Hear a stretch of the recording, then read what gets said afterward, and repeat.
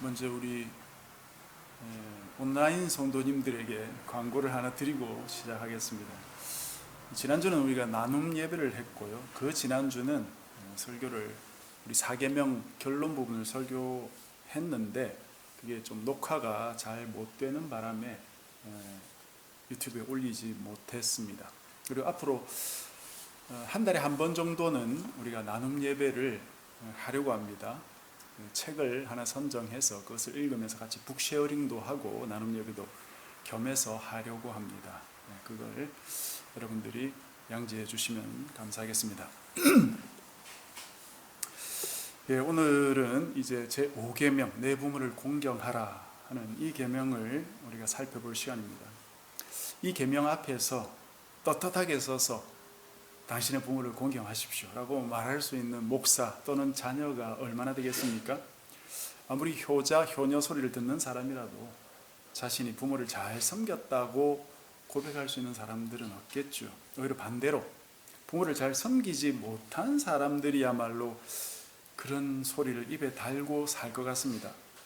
그래서 저는 그런 말씀을 드리려고 하는 게 아니라 이 명령에서 우리가 쉬이 관과하는 부분에 대해서 언급을 하려고 하는 것입니다. 매년 5월 첫째 주만 되면 전국의 모든 교회에서 이 계명을 설교할 겁니다. 주로 부모에게 순종하라는 그런 명령으로 귀결되지요. 그런데 이 계명은 단지 부모만을 공경하라는 것이 아닙니다. 신명기에 따르면 부모를 공경하라는 계명은 공동체 안에 세워진 모든 권세들을 공경하라는 의미예요. 그래서 오늘은 먼저 이 신명기 5장에서 말하는 5계명을 살펴보고 그 뒤에 16장에서 18장까지 나오는 그 5계명 해설을 말씀드리고자 합니다. 오늘 우리가 함께 읽은 신명기 5장 16절 말씀은 내 부모를 공경하라 하셨고 그렇게 하면 내 하나님 여호와가 내게 준 땅에서 생명이 길고 복을 누릴 것이라고 약속하셨습니다. 여기서 공경하라는 단어는 엄밀하게 말해서 순종하라는 단어와는 다른 것입니다. 이 단어는 부모에게 존경을 보이고 부모를 소중하게 대하고 또 영화롭게 대하라 하는 뜻입니다. 본래 이 단어는 하나님의 영광이라고 할 때 그 영광에 해당되는 단어예요. 영광이라는 단어가 무슨 뜻이라고 제가 말씀드렸습니까? 무겁다라는 뜻을 가지고 있다고 제가 예전에 말씀드린 적이 있죠. 이 본문의 공경이 바로 그 단어예요. 하나님을 무겁게 대하듯이 부모를 무겁게 대해야 된다라는 명령입니다. 레위기 19장 3절에 보면 부모를 경외하라고까지 말하고 있어요. 경외는 오직 하나님께만 사용되는 단어예요. 이쯤 되면 부모를 마치 하나님처럼 대하라는 뜻이죠. 하나님과 부모님은 공통점이 있습니다. 나라는 존재가 있게 해준 분들이죠. 자녀가 어릴 때 부모의 역할은 거의 절대적입니다. 부모가 없으면 아이가 죽을 수도 있어요. 그런 면에서 부모는 하나님과 같은 존재라고 말할 수 있습니다. 그래서 하나님은 이런 부모의 권위를 하나님 당신과 같은 무게로 특별히 인정해 주신 것 같습니다. 그래서 부모를 소중하게 대하고 존귀하게 대하라는 것이에요. 그러나 이것이 순종과 똑같은 것은 아닙니다. 이 명령을 순종이라고만 해석해버리면 이 명령의 본래의 뜻이 충분히 전달되지 못합니다. 이 부분을 조금 더 원래의 뜻에 가깝게 해석하려면 이 명령을 받은 대상을 생각해 봐야 됩니다. 여기에서 이 명령이 누구에게 주어지고 있을까요? 여기서 너라고 지칭한 이 명령을 받는 대상은 누구를 가리키는 걸까요? 10계명은 일반적이고 도덕적인, 영구적인 명령입니다. 당시의 문화를 고려할 때 일반적으로 그 대상은 성인 남성입니다. 이것은 고대 근동의 문화와 관련이 있는 것이기 때문에 현대인들로서는 잘 이해되지 않는 면이 있습니다. 제가 종종 강조하고 또 이번에 우리가 함께 읽으려고 선택한 그 책이 바로 이 고대 문화의 중요성에 대한 책이죠. 우리가 성경을 더 잘 이해하고 오늘날 내 삶에 적용하고 따르기 위해서는 성경을 받았던 그 1차 독자들인 고대 근동 이스라엘 사람들의 문화와 가치관 그리고 세계관을 알아야 됩니다. 성경은 1차적으로 그들에게 주어진 말씀이기 때문입니다. 그것을 알아야 성경 말씀을 조금이라도 덜 잘못되게 받아들일 수 있지 않겠습니까? 이 명령의 1차 대상은 오늘날 우리가 생각하듯이 모든 사람 또는 모든 독자가 아닙니다. 한 가정의 대표자로 생각된 성인 남성이었습니다. 그들이 하나님의 말씀을 듣고 집에 가서 아내에게도 말해주고 자녀에게도 가르쳐 주어야 했던 거죠. 이런 당시의 문화 때문에 성경에는 근본적으로 가부장제가 전제되어 있습니다. 오늘날 우리는 가부장제의 잘못을 잘 알고 있고 고치고 있습니다. 그러나 불과 몇십 년 전 우리 사회도 가부장제는 당연시 되지 않았습니까? 그렇다면 수천 년 전 성경시대는 더 말할 것도 없겠죠. 그래서 성경을 읽을 때 그런 사회적인 문화와 분위기가 전제되어 있다는 점을 이해하면서 읽으면 되는 것이지, 마치 성경에 나온다고 이 가부장제가 오늘날에도 적용되는 진리인 것처럼 옹호하는 것은 시대착오다 하는 말씀입니다. 다시 본문으로 돌아가서 성인 남성들에게 내 부모를 공경하라고 말씀하는 것이기 때문에 이것은 연로한 부모를 잘 섬겨라 하는 의미로 받아들여야 된다 이겁니다. 힘없고 연약해진 부모에게 먹을 것을 제공하고 그들의 필요를 살펴서 섬겨주는 거예요. 한 집안을 이끌어가는 가장에게 나이 든 부모를 어떻게 대해야 하는지를 명령하는 계명이다 이거입니다. 이렇게 말씀드리면 에베소서 6장이 떠오르시는 분들이 계시겠죠? 에베소서 6장 1절에 바울은 자녀들에게 자기 부모에게 순종하라 그렇게 명령하고 있죠. 그러나 바로 이어서 6장 2절에 제5계명을 똑같이 반복하고 있습니다. 내 아버지와 어머니를 공경하라. 이것은 약속이 있는 첫 계명이니 이로써 내가 잘되고 땅에서 장수하리라. 1절에 순종하라는 말이 나오고 2절에 공경하라는 말이 나와요. 이것은 같은 계명을 단어만 바꾸어 말하는 게 아닙니다. 분명히 순종하라는 명령과 공경하라는 두 가지 명령이 따로 나오고 있고, 이것은 두 명령을 구분해야 한다는 것을 의미하는 거예요. 즉, 자녀들의 성장에 따라서 두 단계로 나누어서 명령하고 있다는 겁니다. 즉, 자녀가 어릴 때는 부모에게 순종할 수밖에 없죠. 그러나 자녀는 만년 어린아이로 있는 게 아닙니다. 청소년기를 지나서 성인이 되죠. 자녀는 성인, 말 그대로 사람이 되기 위해서 부모의 그늘이 필요한 것이고, 그 이후에는 부모로부터 독립해서 자신의 정체성 그리고 소명을 깨닫고 이 사회의 한 구성원으로 살아가게 되는 것이죠.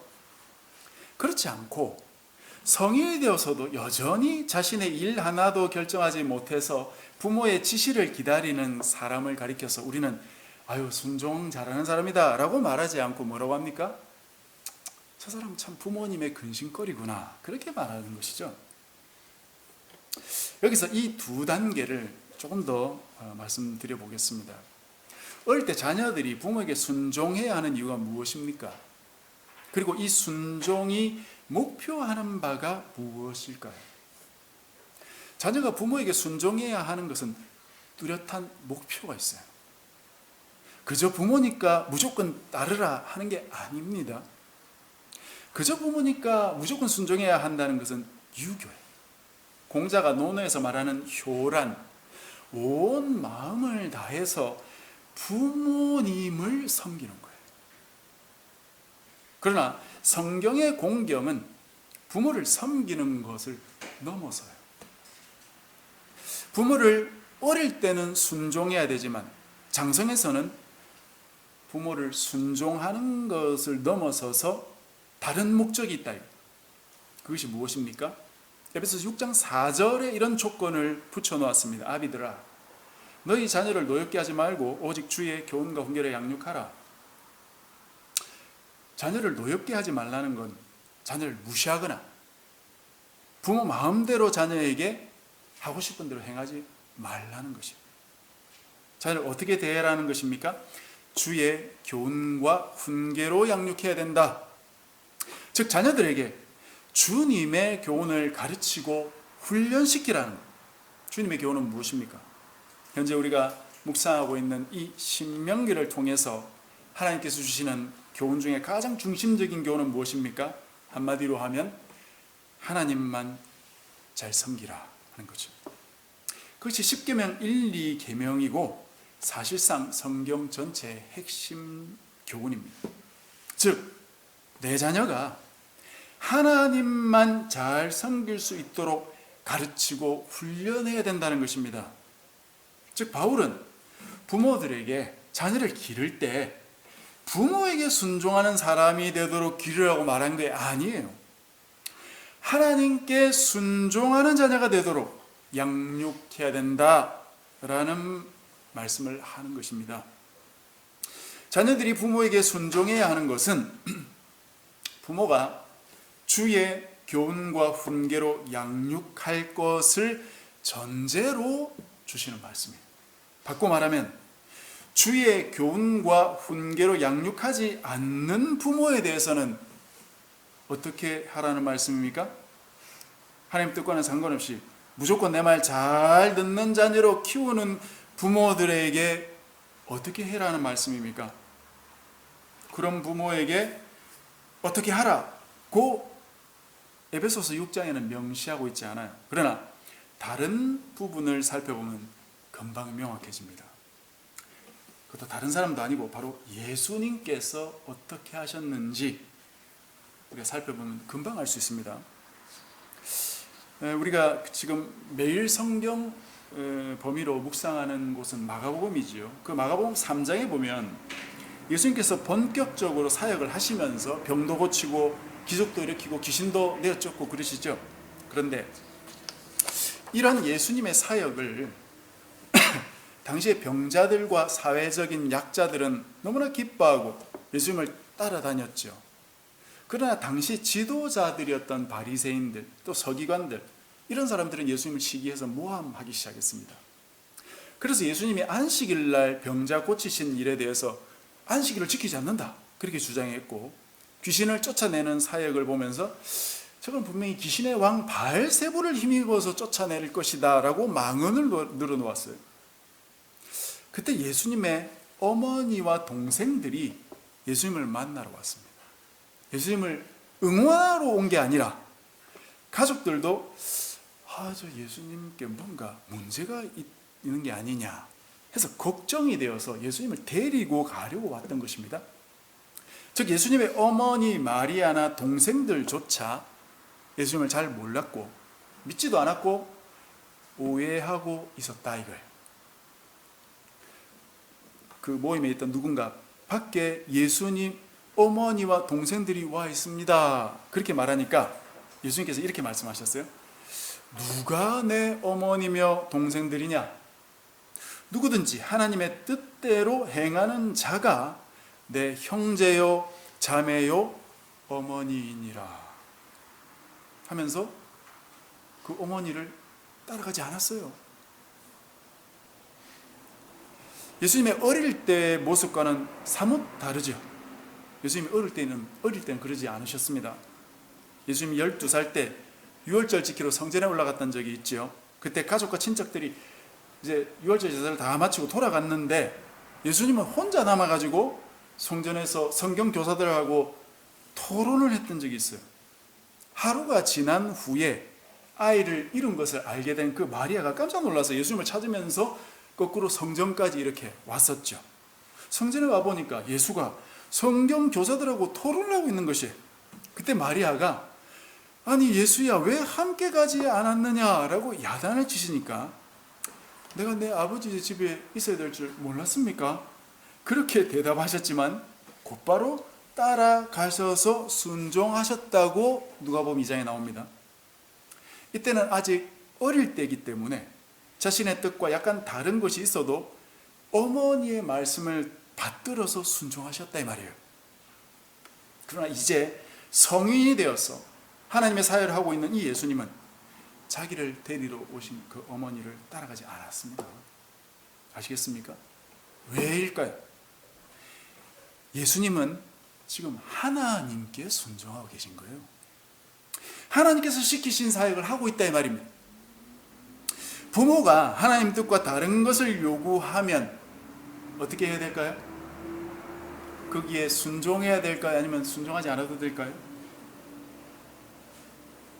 여러분, 우리나라는 유교 문화가 깔려 있어가지고 부모에게 순종하지 말아야 된다, 그렇게 말하는 거 굉장히 조심스럽죠.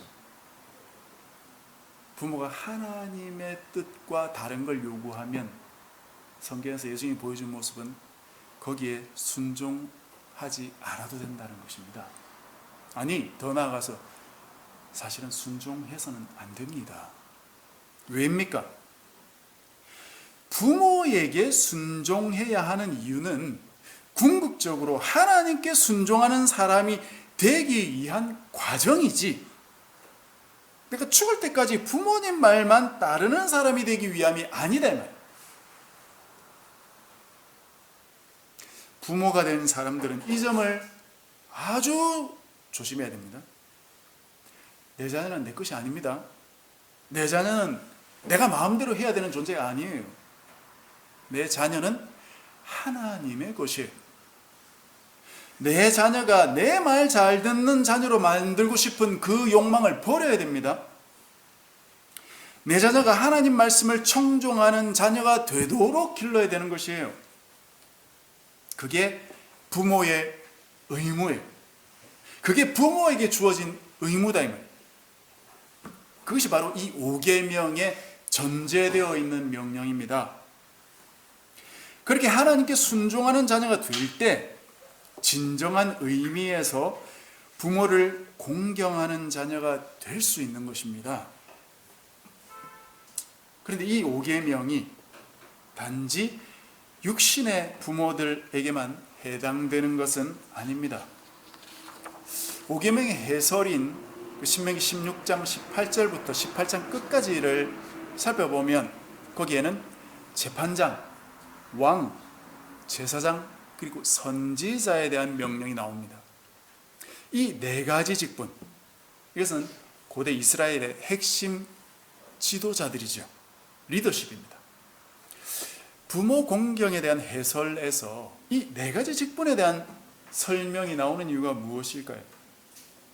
바로 이들 역시 부모와 같은 역할을 하는 존재들이다 이거죠. 무슨 역할입니까? 부모가 자녀들을 하나님의 교훈과 훈계로 양육해야 하듯이 직분자들은 백성들을 하나님의 뜻 가운데로 이끌어야 한다 하는 것입니다. 하나님은 백성들을 자신에게로 이끌도록 부모와 이런 직분자들을 세우셨다는 것이에요. 자, 여기서 이 의미들을 더 말씀드리기 전에 정말 이런 지도자들을 부모처럼 여길 수 있을까 하는 생각이 들지 모르겠습니다.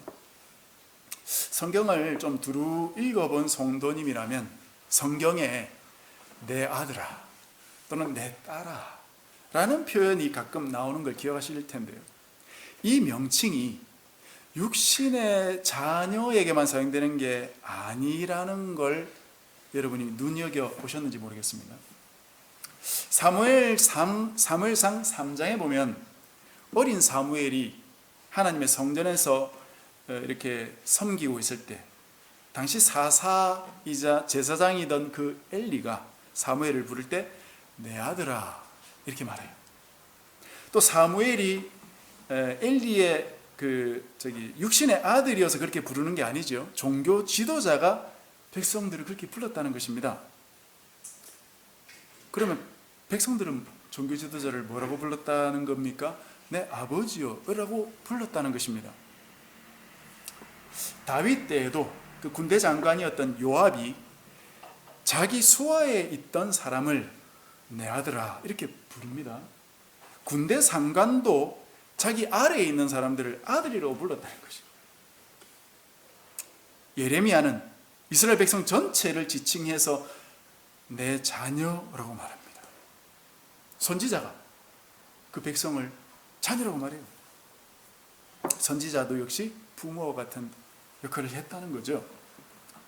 뿐만 아니라 신약에도 오면 바울이 자기 아들, 영적인 아들인데 자기가 낳은 아들이 아니고 디모데에게 뭐랍니까? 내 아들아 그렇게 부르잖아요.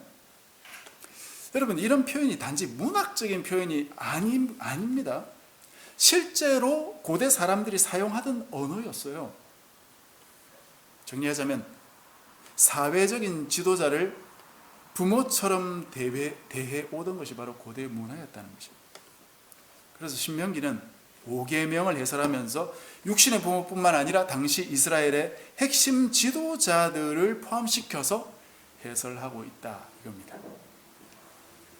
그런데 흥미로운 사실은 신명기 16장부터 18장까지의 그 해설 가운데 내 부모를 공경하라 처럼 이스라엘 백성들에게 이 지도자들을 공경하라고 해설하고 있지 않다는 점입니다. 대신 이 네 직분자들이 자신의 직분에 합당하도록 잘 행해야 된다라고 권고하는 내용들이 주를 이루고 있습니다. 즉 백성들이 지도자를 공경하라는 내용보다는 너희 지도자들이 어떻게 너의 직분들을 잘 이행해야 되느냐에 대해서 주로 설명한다 이 말이에요. 즉 직분자들이 어떻게 하든지 상관하지 말고 하나님이 세우신 직분자들이니까 백성들은 무조건 공경해야 된다 라고 성경은 말한 적이 없다. 오히려 거꾸로 직분자들을 경고하면서 직분자들아 너희들 정신 똑바로 차려라. 너희들이 똑바로 안 해서 이 백성 망쳐놓으면 각오해. 그게 성경의 오투입니다. 예를 들어서 재판관들에게 공의롭게 재판하라 명령하세요. 재판할 때 아는 사람이라고 잘 봐주시고 뇌물 받아 먹고 엉뚱하게 재판하지 말고 공의롭게 재판해야 된다. 그렇게 말하고 있어요. 왕도 마찬가지입니다. 네가 왕이 됐다고 백성들 위해 군림하거나 너의 부를 축적하는 왕이 되지 말고 백성들을 형제처럼 여기고 하나님 말씀을 지키는 왕이 되어야 된다. 그렇게 명령하십니다. 여기서 재미있는 부분이 하나 있습니다. 왕에게만 주어져 있는 명령이 하나 있는데 하나님 말씀을 베껴 써야 된다고 말하고 있어요. 여기서 신명기라는 말이 나왔습니다. 우리 번역본에는 율법서의 등사본을 만들어라고 그렇게 되어 있는데요. 이 등사본이 바로 신명기입니다. 왕이 되면 율법을 친히 자기 손으로 베껴 써야 했습니다. 그 율법을 자기 옆에 평생을 두고 읽으면서 하나님의 뜻을 따라 통치해야 된다라고 명령하고 있어요. 왕이라고 네 마음대로 하라고 하신 적이 없습니다. 철저히 왕은 하나님의 뜻에 맞게 통치해야 된다 이렇게 말씀하고 있어요. 선지자도 마찬가지입니다. 선지자는 누굽니까? 하나님 말씀을 전달하는 사람이죠. 하나님께서 주시는 말씀만 전달해야지 너 어디서 주워들은 이상한 이야기하면 가만히 안 두겠다 라고 경고하고 있어요. 정리를 하자면 이런 직분자들이 사회적인 리더이고 그래서 존경을 받지만 그들을 왜 리더로 하나님이 세우셨는가? 그들을 왜 공경받는 부모와 같은 자리에 하나님이 세우셨느냐? 백성들에게 권위를 세우면서 이래라 저래라 명령하고 자기 마음대로 착취하라고 권세를 주셨는가? 그게 아니라는 것이 자신의 직분으로 백성들을 하나님의 뜻으로 이끌어내야 된다. 하나님의 뜻을 순종하는 백성 만드는 데 이 직분을 사용해야 된다. 이게 하나님이 지도자들을 세우신 이유이자 목적입니다. 하나님께서 리더들을 세우신 목적은 백성들을 올바른 신앙으로 이끌도록, 하나님 믿는 신앙이 올바른 자리를 잡도록, 수많은 잡신들이 판치던 그 고대 근동사회에서 오직 여호와만이 진정한 신이요 이스라엘 백성들의 아버지가 되신다는 사실을 제대로 깨닫고 살아가도록 직분자를 세우셨다 이 말. 그래서 약한 자들을 돕고 하나님의 뜻인 정의와 공의를 펼치고 자신의 공동체, 그 사회를 하나님의 뜻을 따르는 공동체 전체가 되도록 그렇게 만들어가기 위해서 직분자를 세우신 것이에요. 그러니 이 명령을 따르지 않는 지도자, 직분자들은 하나님이 어떻게 하시겠어요? 버려버리십니다. 이 부분은 선지자에 대해서 경고가 이렇게 나오는데요. 신명기 18장 20절에 이렇게 나와요. 만일 어떤 선지자가 내가 전하라고 명령하지 아니한 말을 제 마음대로 내 이름으로 전하든지 다른 신들의 이름으로 말하면 그 선지자는 죽임을 당하리라. 아주 무서운 말씀이죠. 다시 말씀드립니다.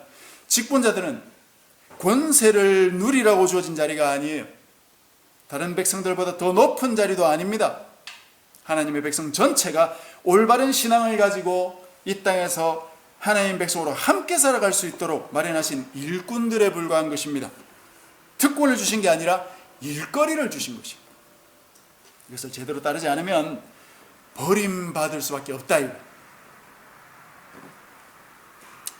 이런 논조로 볼 때 지도자가 가져야 할 마음가짐은 자신이 직분을 잘 이행하고 있는지를 늘 조심스러운 마음으로 돌아보아야 한다는 것이지요. 왕이 되면 율법서를 베껴 쓰고 그걸 평생 옆에 두고 읽고 묵상하면서 하나님의 뜻에 벗어나지 않으려고 노력해야 했듯이 부모는 어떻게 해야 된다는 것입니까?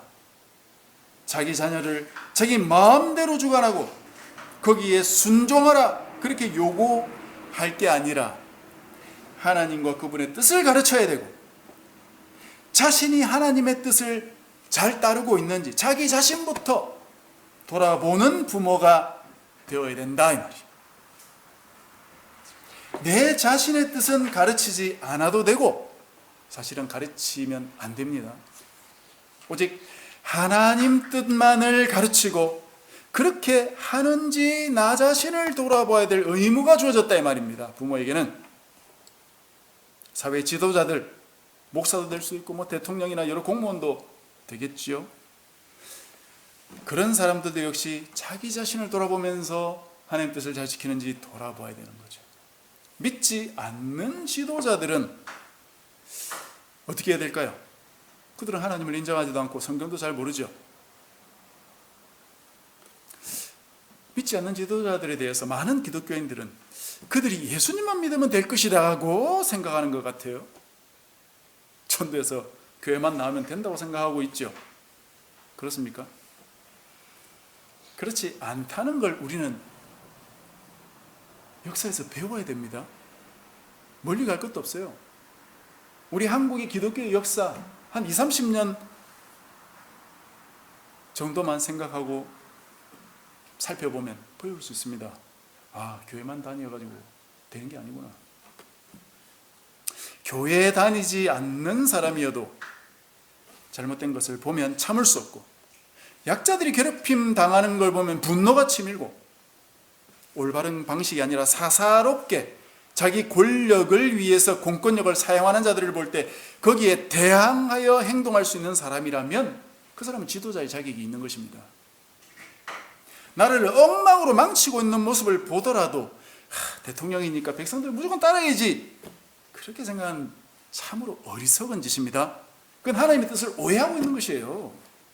하나님이 언제 너의 공동체가 마음 아무렇게나 엉망으로 만들어져 가도 그 지도자 잘 지키고 있어라 그렇게 말했습니까? 하나님은 그런 지도자 죽임을 당할 것이라고 얘기했죠. 하나님께서 로마서의 위에 있는 권세나 지도자들을 잘 따라야 된다라고 명령하시는 것은 그 지도자들이 하나님의 뜻, 하나님이 누구신지 모른다면 적어도 정의와 공의를 따라 통치하는 지도자들에 한해서 그 명령이 주어지고 있다 이것이에요. 그게 전제되어 있습니다. 하나님을 몰라도 무엇이 정의인지 무엇이 공인지 무엇이 올바른 통치인지 그 정도는 상식적으로 알아야 지도자가 될 수 있다 이거예요. 자신의 권력을 가지고 백성들을 겁박하고 속이고 무시하는 지도자들은 하나님의 뜻을 따르는 게 아닙니다. 전혀. 그런 사람은 심판을 받아야 됩니다. 하나님께서는 비록 자기 백성이 아니라 할지라도 정의와 공의를 실행하는 지도자와 그런 나라는 가만히 두시지만 비록 자기 백성이라도 공평과 정의를 시행하지 않고 약자들을 괴롭히고 소외된 자들을 못살게 구는 자들은 심판하세요. 그것이 안타깝게도 성경에 기록된 이스라엘의 역사입니다. 이 사실을 읽고 우리는 배워야 됩니다. 이 사실을 읽고 우리는 깨달아야 돼요. 하나님의 백성이냐 아니냐 그것보다 그것의 본래적인 그 본질은 하나님의 뜻을 따르느냐 아니냐 그것입니다.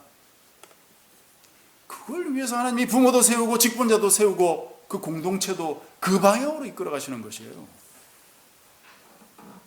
그렇지 않고 이름만 거추장스럽게 자신의 직분만 내세우는 것은 한참 착각하고 있는 것입니다. 말씀을 좀 정리하겠습니다. 제5계명은 부모의 특권이나 자녀의 의무를 설명하는 것이 아닙니다. 단지 부모와 자식 간의 관계만을 말하는 것도 아닙니다. 하나님의 백성의 공동체의 지도자도 부모요. 그들이 자신에게 맡겨진 직분을 통해서 백성 전체를 하나님께로 잘 이끌어가는지를 돌아보게 하는 계명이다 이 말이에요. 부모만이 아니라 사회에서 지도적 위치에 있는 모든 분들, 공직자, 교사, 판사, 목사, 정치인에 이르기까지 모두 이 땅의 백성들을 자기의 주어진 직분에 따라 올바로 이끌어가고 있는지를 돌아보라는 것이 이 계명입니다. 무엇보다 나 자신부터 돌아보아야 되겠죠. 나는 부모로서 또는 교사로서 또는 간호사로서 군무원으로서 또는 어떤 모임의 지도자로서 내게 맡겨진 영혼들을 하나님의 뜻으로 잘 이끌고 가고 있느냐, 나부터 하나님의 뜻에 순종하며 그들을 하나님의 뜻 가운데로 이끌고 있는가, 그걸 돌아보아야 된다 이 말이에요. 그럴 때 참으로 하나님의 온전한 백성이 나부터 될 수 있고 우리 사회도 그런 공동체가 될 수 있을 것입니다. 이번 한 주간도 이 말씀을 우리 자신을 돌아보고 또 이 사회에 선한 영향력을 끼친 우리 모두가 되시길 주님의 이름으로 간절히 축복합니다.